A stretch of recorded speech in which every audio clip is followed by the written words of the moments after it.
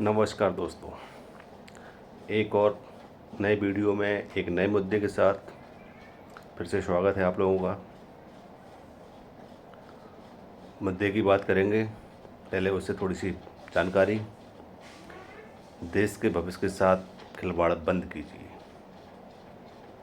अभी अभी एक नीट का स्कैम हुआ, उससे पहले यूपी पुलिस पेपर लीक हुआ, उससे पहले एमपी में पटवारी पेपर लीक हुआ और देश के कई राज्यों में कुछ न कुछ देश के भविष्य यानी युवाओं के साथ खिलवाड़ हो रहा है।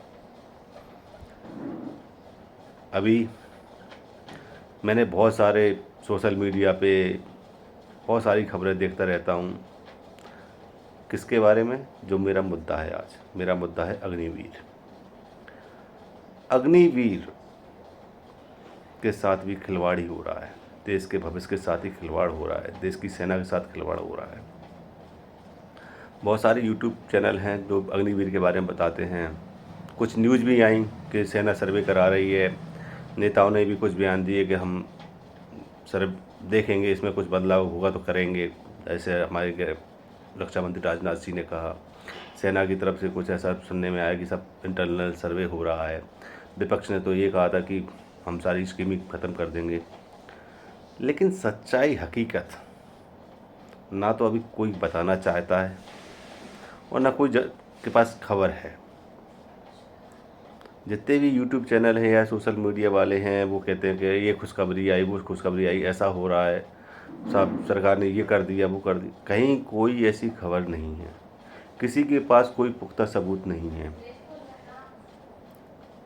मेरे पास भी कोई विशेष पुख्ता सबूत नहीं है, लेकिन मेरे पास मेन सोर्स क्या है कि जो नेवी का फर्स्ट बैच गया था उसमें कुछ मेरे मिलने वाले लड़के यानी मेरे रिलेशन के लड़के हैं।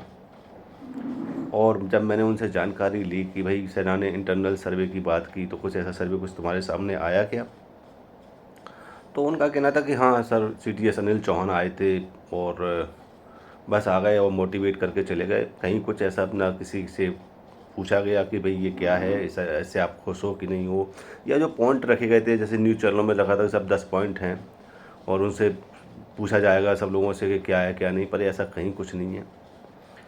अच्छा, इसमें एक बहुत बड़ी चीज़, इस अग्निवीर में सब लोग एक चीज़ भूल गए।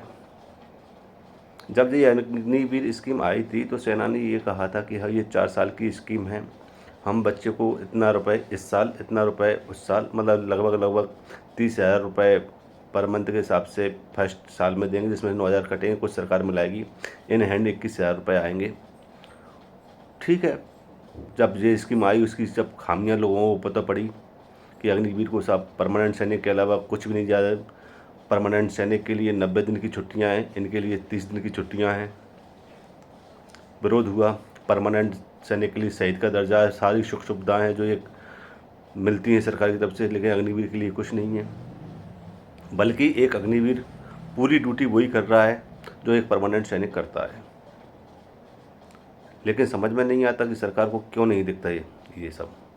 अच्छा, इसमें एक चीज़ मैं बता रहा हूँ जो मैं कहना चाहता था कि सरकार ने ये कहा था कि नए लड़के आएंगे, 10 में से जो लड़का आएगा उसका हम 12th करवाएंगे, उसके 12th की डिग्री देंगे, 12वीं की मार्कशीट देंगे, और जो लड़का 12th करके आएगा उसको हम ग्रेजुएशन की डिग्री देंगे, 4 साल हम उसकी पढ़ाई भी करवाएंगे।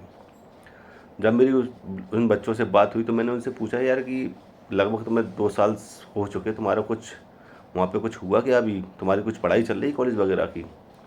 तो उन्होंने कहा कि कहीं कुछ नहीं, हमारी 2 साल बर्बाद हो गए, कोई पढ़ाई नहीं है, कोई हमारी डिग्री का पता नहीं है, और अगर हम 4 साल बाद इसमें परमानेंट नहीं होते, हम जैसे बाहर जाते हैं तो हमारी और अन्य जॉब के लिए उम्र कम हो रही है, 4 साल में क्या करें?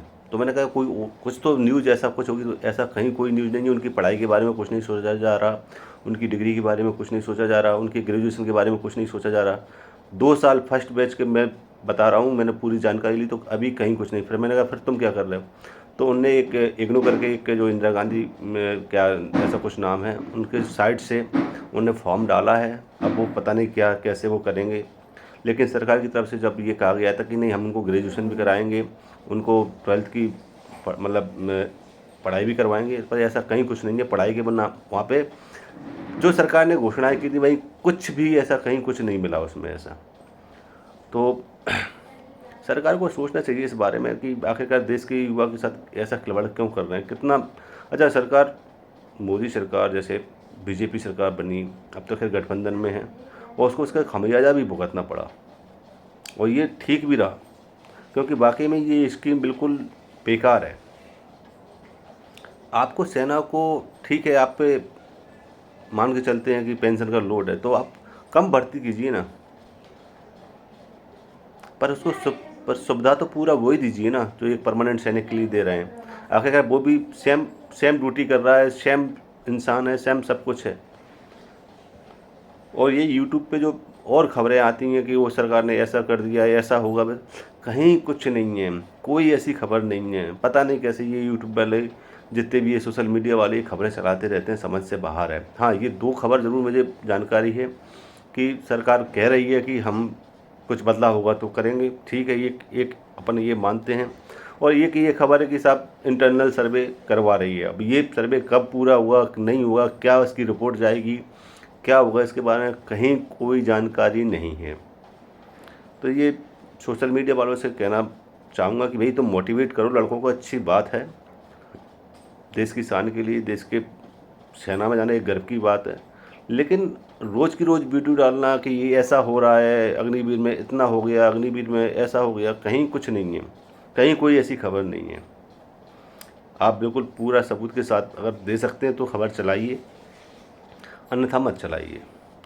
और सरकार से भी मेरा कहना है कि ये जो परमानेंट सैनिक को आप जो सारी सुविधाएं दे रहे हैं वो अग्निवीर को दीजिए, और 4 साल बाद जितने आपको परमानेंट करना है करिए। लेकिन जो लड़के बाहर आ रहे हैं, 75% बाहर आ रहे हैं, 50% बाहर आ रहे हैं, जो भी लड़के आ रहे हैं, उनको अन्य फोर्सेस में या राज्य फोर्सेस में बिल्कुल परमानेंट जॉब दीजिए।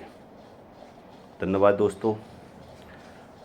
अगर मेरी बात अच्छी लगी हो तो चैनल को सब्सक्राइब कीजिए, लाइक कीजिए, शेयर कीजिए, और कल एक नए वीडियो के साथ फिर, नए मुद्दे के साथ फिर मुलाकात होगी। नमस्कार।